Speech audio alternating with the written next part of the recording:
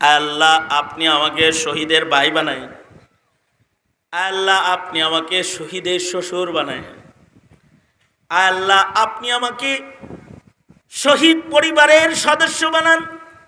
শহীদ যদি নাও বানান, আমার পরিবারে কমস কমে একজন শহীদ দেন, এই দোয়াও করবা। কারণ শহীদরা যে বিনা হিসাব জান্নাতে যাবে, একা যাবে না। এক একজন বিনা হিসাব জান্নাতি বান্দার সাথে কমপক্ষে ৭০,০০০ বিনা হিসাব আল্লাহর জান্নাতে যাবে।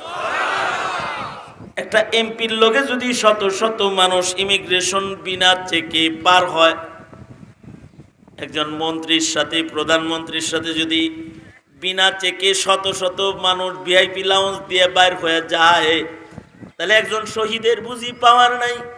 একজন শহীদও বিনা হিসাব ৭০,০০০ আপন জনকে বিনা হিসাব চেক আউট পজিশনে বের করে লয়ে যাবে, যে তাদের কোনো চেক নাই।